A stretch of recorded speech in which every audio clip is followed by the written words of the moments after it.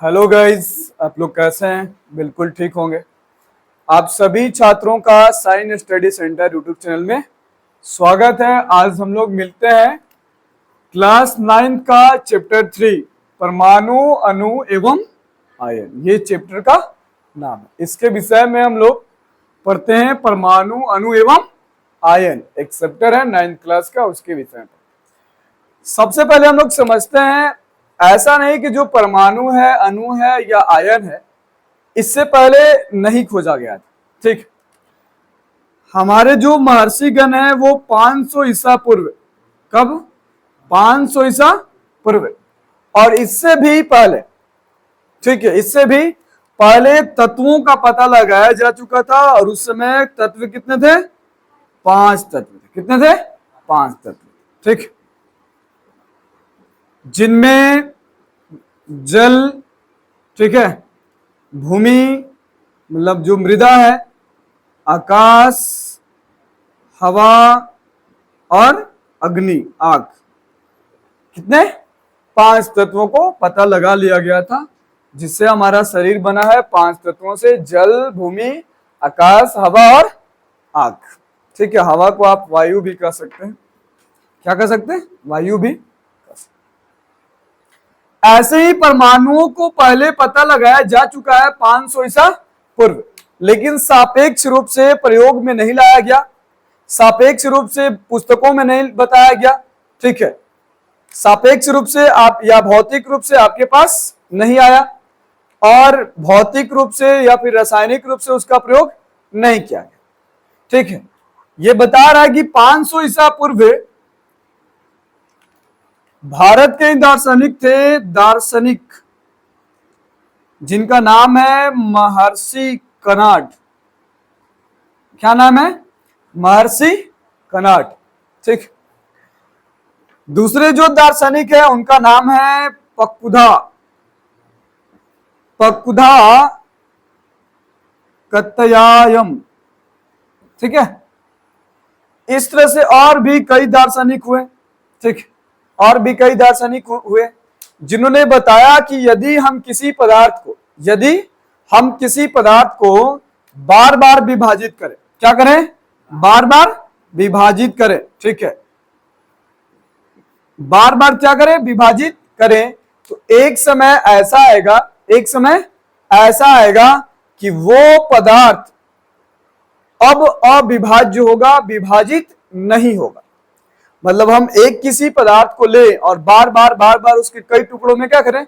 विभाजित करें, तो कई बार टुकड़ों करने के बाद या टुकड़ा करने के बाद एक समय ऐसा आएगा कि ये जो पदार्थ है क्या होगा? अविभाज्य होगा। क्या होगा? अविभाज्य होगा, मतलब इसे विभाजित नहीं किया जा सकता है। ठीक, जब नहीं किया जाएगा तब उस कण को, उस पदार्थ के कण को क्या कहा इन्होंने? परमाणु कहा। महर्षि कणाद ने भी परमाणु कहा। पकुधा कतायाम जो लिखा है उसने भी उस पदार्थ के छोटे कण को क्या कहा? जो अविभाज्य था, क्या कहा? परमाणु कहा। ठीक, और ये 500 ईसा पूर्व की बात। धीरे धीरे जो वैज्ञानिक है इनके पता लगाए, और 8वीं शताब्दी के अंत तक, कब? 8वीं शताब्दी के अंत तक, ठीक है, 2 वैज्ञानिकों ने, एक का नाम था लवाइजिए, ठीक है, क्या? लवाइजिए, और एक का नाम था प्राउस्ट। क्या? प्राउस्ट। ठीक, इन्होंने रासायनिक पदार्थ के बनने के गुणधर्म को क्या किया? बताया कि रासायनिक पदार्थ जो है, जो पदार्थ है वो रासायनिक तौर पे कैसे बनाया जाता है, और रासायनिक पदार्थ बनाने के कौन कौन से नियम है। फिर इसके बाद परमाणु और अणुओं के सिद्धांत का क्या हुआ? विकास हुआ। इसके बाद फिर किसका विकास हुआ? अणुओं और परमाणुओं का विकास हुआ। ठीक है, सिद्धांतों का विकास हुआ। चलिए हम लोग देखते हैं आगे। जैसे आपके बुक में एक टॉपिक है रासायनिक संयोजन के नियम। क्या है? रासायनिक संयोजन के नियम।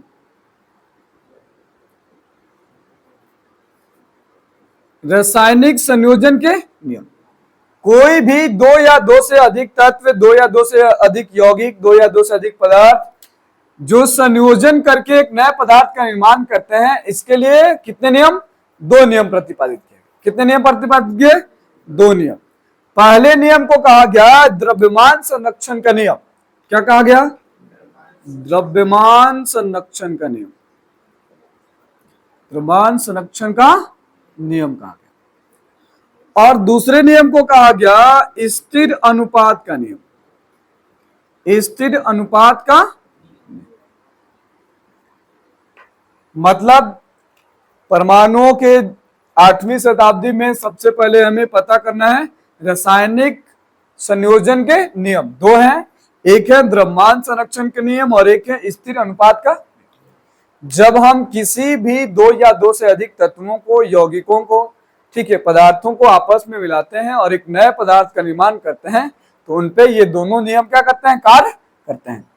कब करेंगे? रासायनिक संयोजन होगा तब। रासायनिक संयोजन होगा तब। अब भौतिक संयोजन हो तो नहीं। जैसे अगर हम चीनी के साथ पानी को मिला दे तो ये कौन सा संयोजन है? रासायनिक है? नहीं है, भौतिक है। कैसा है? भौतिक।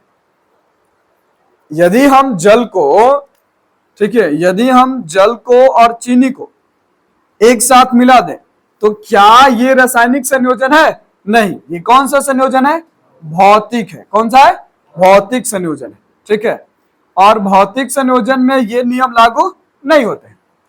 लेकिन रासायनिक जब संयोजन होगा, रासायनिक के तौर पे होगा, रसायन के तौर पे होगा, परमाणुओं अणुओं के आधार पे और आयनों के आधार पे संयोजन होगा, तब ये नियम लागू होगा, रासायनिक संयोजन के नियम, जिसके लिए दो नियम है, द्रव्यमान संरक्षण का नियम और स्थिर अनुपात का नियम।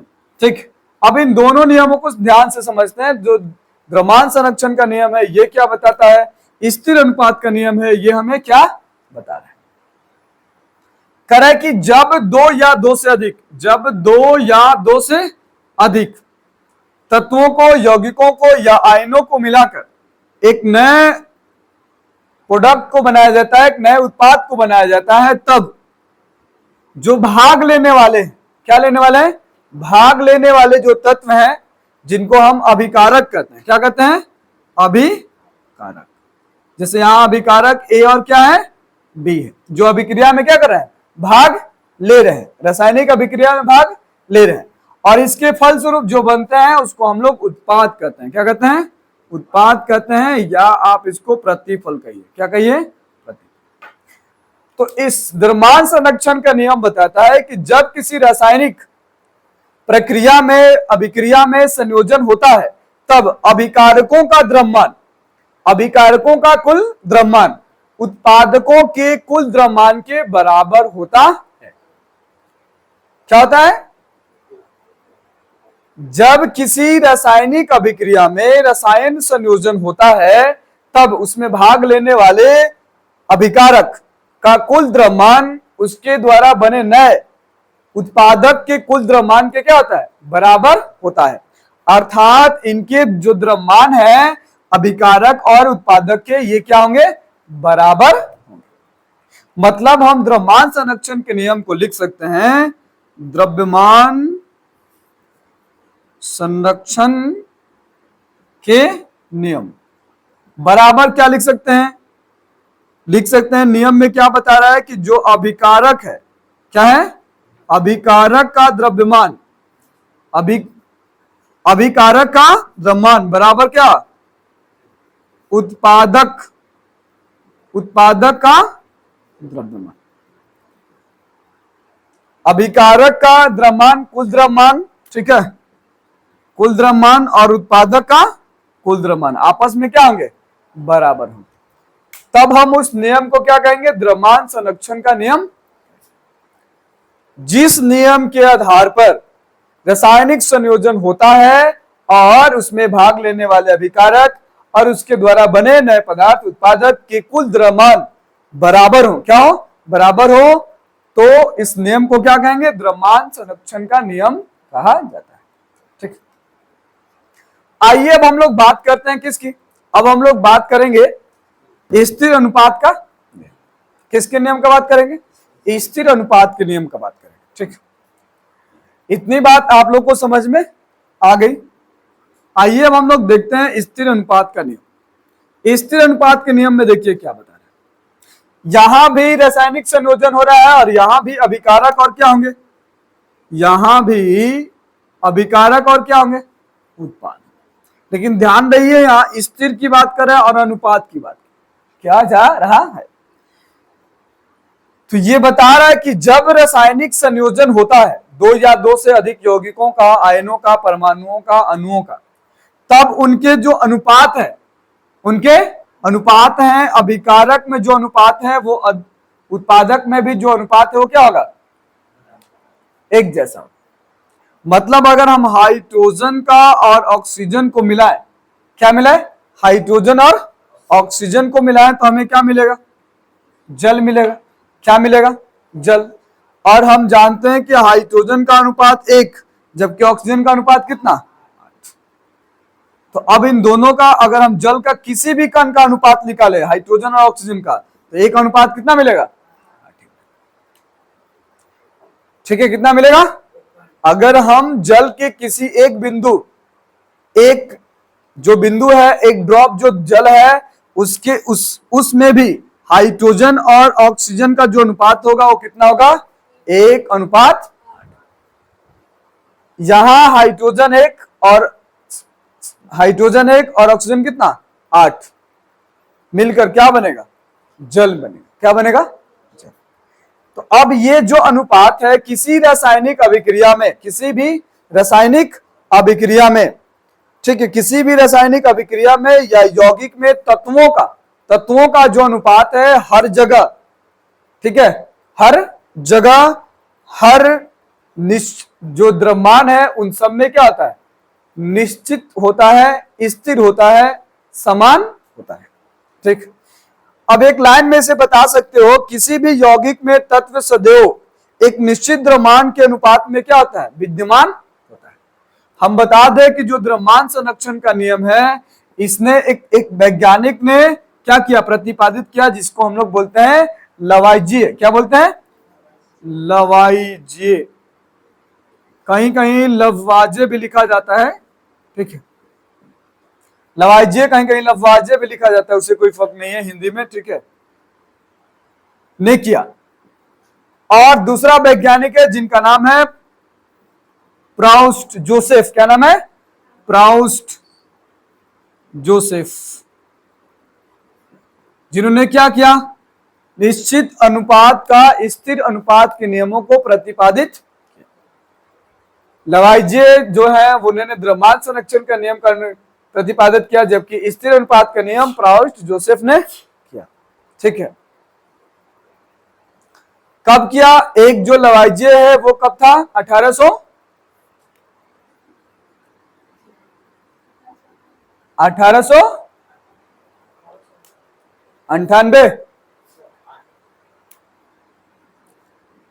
1898, जबकि स्थिर अनुपात का नियम कब था, 1917। कब, 1917। ठीक है,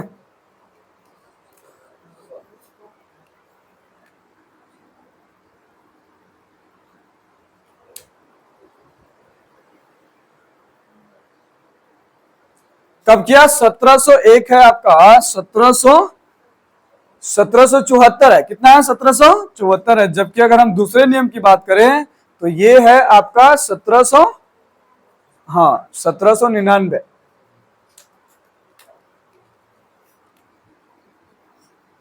ठीक है, 1799 में हुआ स्थिर अनुपात का नियम और 1774 में कब हुआ, द्रव्यमान संरक्षण का नियम को बताया गया। ठीक है, इसके पीछे जो हमने बताया वो गलत है। चलिए इसके बाद हम लोग आगे बढ़ते हैं। इसके बाद है डाल्टन के परमाणु सिद्धांत। डाल्टन के परमाणु सिद्धांत 1774 और 1799 के बाद डाल्टन जो थे 1801 ईस्वी में। कब, 1801 ईस्वी में।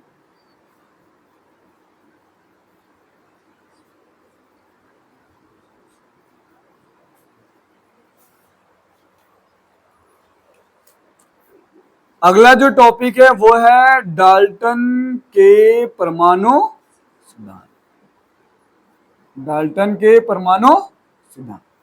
ठीक है, अब देखिए डाल्टन के जो परमाणु सिद्धांत हैं, ठीक है, डाल्टन के जो परमाणु सिद्धांत हैं, करा कि 1801 ईस्वी में, कब 1801 ईस्वी में जो डाल्टन है, डाल्टन ने परमाणुओं की संरचना संबंधी, परमाणुओं के संरचना संबंधी एक नियम को प्रतिपादित किया। उस नियम को, उस सिद्धांत को हम लोग क्या कहते हैं? डाल्टन के परमाणु सिद्धांत। अब इसके देखेंगे डाल्टन के परमाणु सिद्धांत कौन कौन से हैं। ठीक, डाल्टन के परमाणु सिद्धांत यहां आपकी किताब में कितने दिए गए? 6 दिए गए। कितने दिए गए? 6 दिए गए। ठीक है,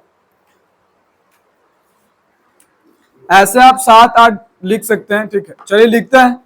सबसे पहला जो उन्होंने कहा कि सभी जो पदार्थ हैं, सभी पदार्थ अत्यंत सूक्ष्म कणों से मिलकर बने हैं। सभी पदार्थ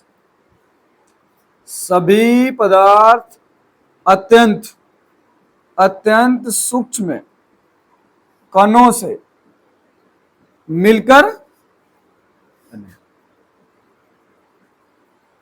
क्या है? बने हैं। ठीक, जिसे हम लोग, जिस कणों से मिलकर बने हैं उसे हम लोग क्या कहते हैं? परमाणु कहते हैं। उसे हम लोग क्या कहते हैं? उस कण को परमाणु कहते हैं। ठीक है, ये डाल्टन ने कहा। दूसरा उन्होंने कहा कि परमाणु अनस्वर रासायनिक क्रिया द्वारा ना ही निर्माण होता है और ना ही नष्ट होता है। ठीक, जो परमाणु है, ठीक है, परमाणु अनस्वर रासायनिक अभिक्रिया द्वारा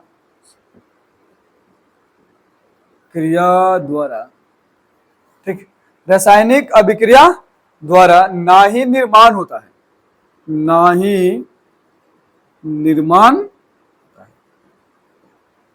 और ना ही नष्ट होता है। अब देखो, परमाणुओं का निर्माण करेगी रासायनिक अभिक्रिया द्वारा, ना ही निर्माण होता है और ना ही नष्ट होता है। ठीक है, ये आपको बता रहा है कि जो अनस्वर है, जो परमाणु है वो नस्वर नहीं है।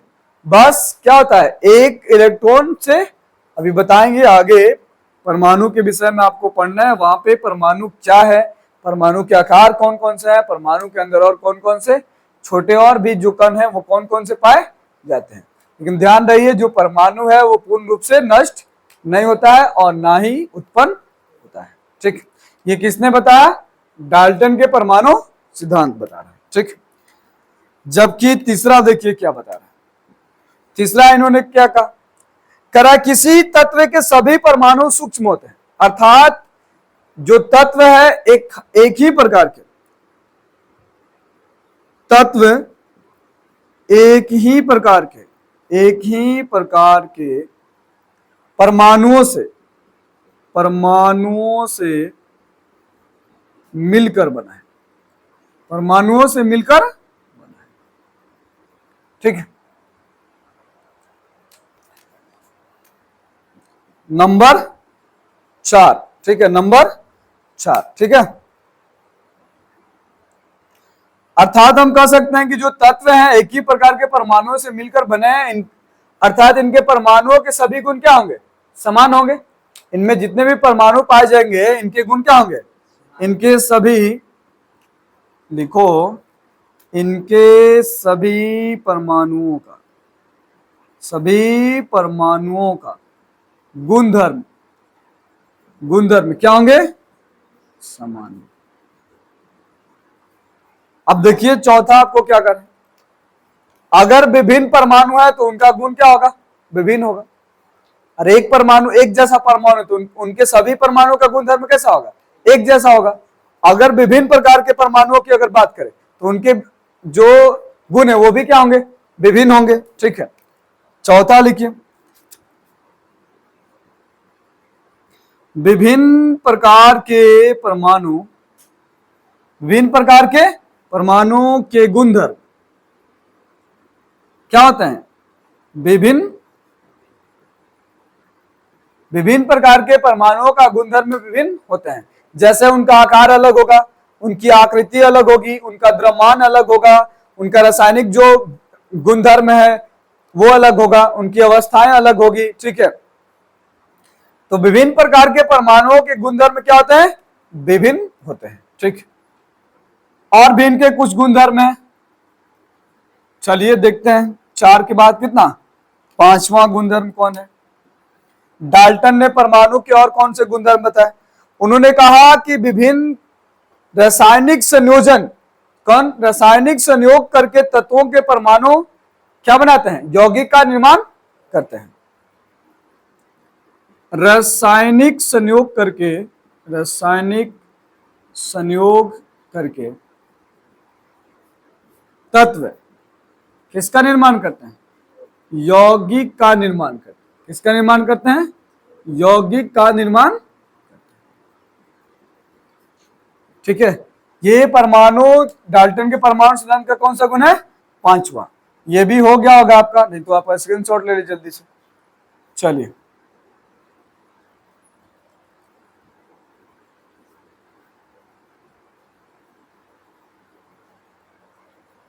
नंबर देखते हैं कितना? नंबर 6 कह रहा है कि परमाणु सरल सांख्यिकी अनुपात में मिलकर यौगिक का निर्माण करते हैं। जो परमाणु है, परमाणु सरल सांख्यिकीय, परमाणु सरल सांख्यिकीय अनुपात में मिलकर, अनुपात में मिलकर यौगिक का निर्माण करते हैं। यौगिक का निर्माण। अभी हमने बताया ना स्थिर अनुपात का नियम, यहां भी वही करा। परमाणु सरल सांख्यिकीय अनुपात में मिलकर क्या करते हैं? यौगिकों का निर्माण करते हैं। और भी आप लिख सकते हैं नंबर 6 के बाद क्या? नंबर 7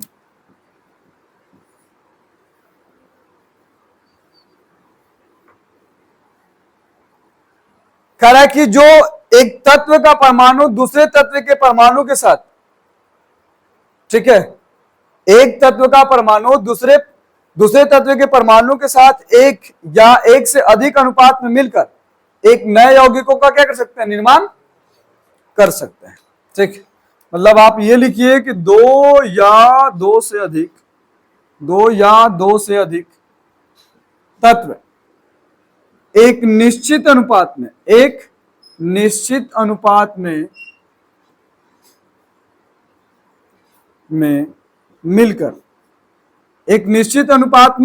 मिलकर क्या करेंगे? यौगिकों का निर्माण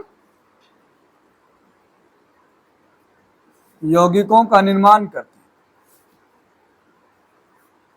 तो ये हो गए डाल्टन के परमाणु सिद्धांत के। उधर हमने 4 देखा, यहां भी हमने 3 देखा। कितना हो गया टोटल? 7 गुणधर्म हो गए। डाल्टन के परमाणु सिद्धांत जो है यहां पे हमने दर्शा दिया। कितने? 7। कितने? 7। चलिए, इसका भी आप जल्दी से स्क्रीनशॉट ले लीजिए। चलिए, हम लोग एक क्वेश्चन देखते हैं जो पूछे जाते हैं। डाल्टन परमाणु सिद्धांत के गुण और दोष का क्या करें? वर्णन करें। अब देखिए, इसके सबसे पहले हमने इसके गुण को लिखा है। इससे रासायनिक संयोजन के नियमों की व्याख्या की जा सकती है। मतलब डाल्टन जो सिद्धांत दिया, परमाणुओं के सापेक्ष जो सिद्धांत दिया, उसके आधार पे हम रासायनिक संयोजन के नियमों का क्या कर सकते हैं? व्याख्या कर सकते हैं। दूसरा, तत्व के अंतिम कण, परमाणु और यौगिक के अंतिम कण अणुओं के बीच के अंतर को क्या कर सकते हैं? स्पष्ट कर सकते हैं। तीसरा है, रसायन शास्त्र को विकसित किया जा सकता है। मतलब रसायन शास्त्र में और भी कई भावनाओं को, कई उद्गमों को, ठीक है, या कई कारणों को क्या ढूंढ कर इसका विकास किया जा सकता है। ठीक, तो इसका स्क्रीनशॉट आप ले लीजिए। फिर आगे हम लोग दोष देखते हैं।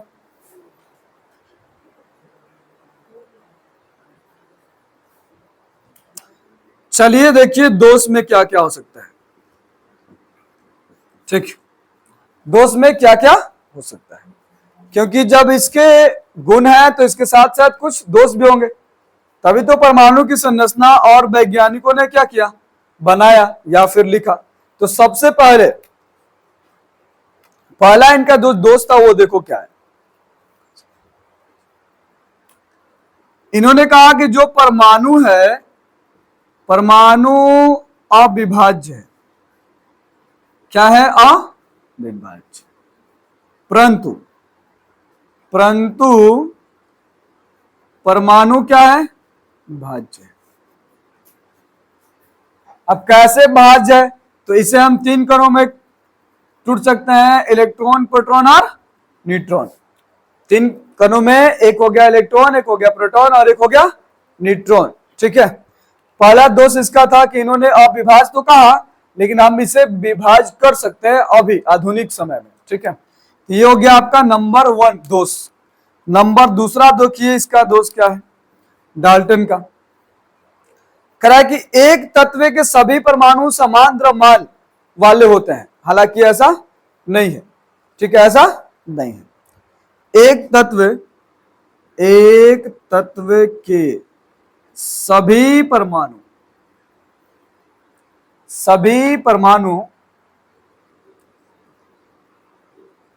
समान द्रव्यमान वाले होते हैं।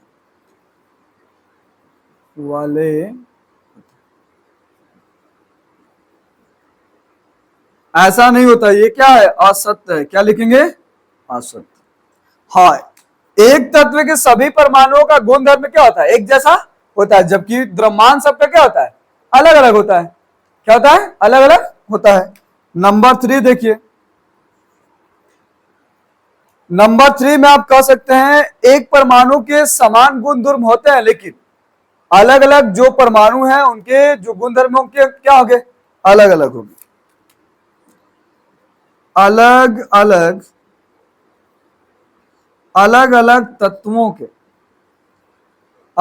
तत्वों के गुणधर्म अलग अलग होते हैं।